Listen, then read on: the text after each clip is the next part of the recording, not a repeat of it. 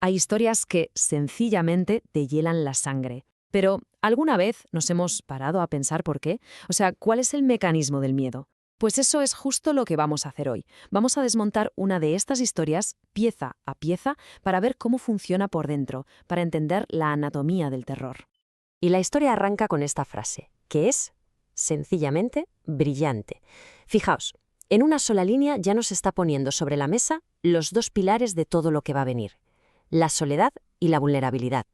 Porque claro, no es solo que estés solo, es que es la primera vez. Y eso lo cambia todo. Cualquier cosa rara se magnifica. Venga, pues entramos de lleno en el primer acto. Y el escenario es que es perfecto. La típica casa antigua, vacía, del abuelo que ya no está, un sitio que tiene historia, pero ahora mismo no tiene vida. Es, vamos, el lienzo en blanco ideal para empezar a dibujar una buena historia de miedo. Y ojo con esto, que es muy importante. Antes de que pase absolutamente nada paranormal, la historia ya está creando una atmósfera súper inquietante. El miedo no empieza con el susto de repente, no. Empieza con una sensación, con esa idea que se te mete en la cabeza de que a lo mejor el vacío no está tan vacío como parece. La primera noche, en principio, transcurre sin más. Hasta este momento, las 2:40 de la madrugada. Y esto es un recurso narrativo potentísimo, ¿eh? Clavar una hora exacta convierte un instante cualquiera en una señal de alarma, en algo que a partir de ahora nos va a poner en alerta cada vez que se repita. Ahora viene lo interesante, la construcción del suspense. La historia no te dice de primeras qué es ese sonido. Al revés, te dice lo que no es. No es un golpe. Empieza a descartar lo lógico, para que la mente se vaya, claro, a lo ilógico, a lo siniestro. Y sigue. Tampoco era un paso. Con cada cosa que descarta, la tensión sube y sube. Porque si no es nada de eso, ¿entonces qué es? Está claro que es algo que no juega con nuestras reglas.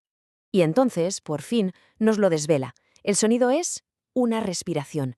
Pero fijaos en la descripción, qué visceral, lenta, pesada y húmeda. Uf, no es algo mecánico, es orgánico, algo vivo. Y lo peor de todo, ¿de dónde viene? Pues parece que sale de dentro de las propias paredes de la casa. Y aquí es donde todo cambia. Este es el punto de inflexión del primer acto. La casa ya no es solo el sitio donde pasa la historia, no. La casa es el monstruo. Es una idea aterradora porque convierte el refugio, el hogar, en la amenaza misma. Y justo cuando el miedo es así, ambiental, difuso, de repente, ¡zas!, se vuelve directo, inteligente, un susurro que da una orden. No te muevas. Esto ya lo cambia todo. Ya no es un ruido raro, no. Es una presencia con intenciones. Las reglas del juego acaban de cambiar por completo. Pasamos al segundo acto, a ver cómo evoluciona esto. La amenaza ya no va a ser solo un sonido o un susurro.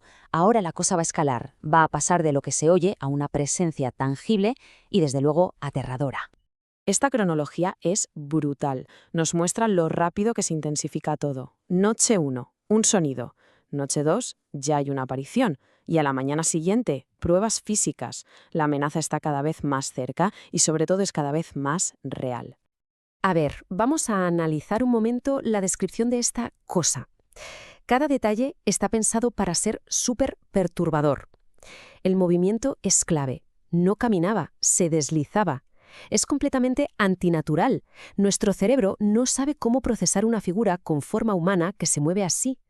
Y este es el momento de la confrontación.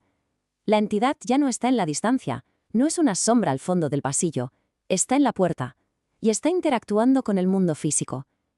El giro lento de la manija es pura tensión. Demuestra que no hay ninguna puerta que pueda proteger al protagonista. Llegamos al tercer acto. Esas marcas negras son la prueba definitiva, la que empuja al protagonista a hacer lo que sea por encontrar respuestas. Y esa llamada a su madre no es solo para pedir ayuda, es la llave para entender el horror que está viviendo. Qué frase tan escalofriante. Con estas pocas palabras, la madre no solo confirma lo que está pasando, sino que le da un nuevo significado a toda la historia del abuelo y de la casa. El misterio, resulta, tiene un origen. Y aquí está, el corazón de todo el asunto. Lo más importante es que no hablamos de un fantasma cualquiera, de un espíritu que pasaba por allí. No, es algo invocado a propósito.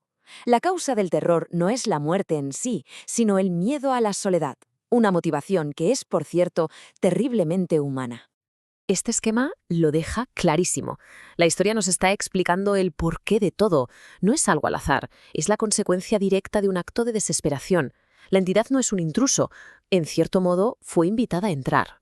Entramos ya en el acto final. Sabiendo todo esto, la decisión del protagonista es la más lógica del mundo. Salir de ahí, huir, abandonar la casa parece la única solución. Pero la historia todavía se guardaba un último giro de tuerca, uno terrible. Y aquí el terror llega a su punto más alto. La entidad ya no está en las paredes, ni al final del pasillo. Está literalmente detrás de él. El aliento caliente en la nuca es un detalle sensorial que convierte la amenaza en algo inmediato, físico e imposible de eludir. Y entonces llega la frase que lo cambia absolutamente todo. El ultimátum de la criatura. Estas palabras nos revelan la verdadera naturaleza de la maldición. El problema nunca fue la casa. Esta tabla lo resume a la perfección. Este es el verdadero horror de la historia. Pensábamos que estábamos ante una historia de un lugar encantado, pero la realidad es que es la historia de una persona encantada. La trampa no son las 4 paredes de la casa, es el propio legado familiar. Y la conclusión es desoladora. La huida no sirvió para nada. El ritual de las 2:40 de la mañana sigue ahí, da igual donde esté, porque la entidad no estaba atada al lugar, estaba atada a la familia, a la herencia. Y con esta última frase, la historia cierra el círculo. Vuelve a esa idea de soledad del principio.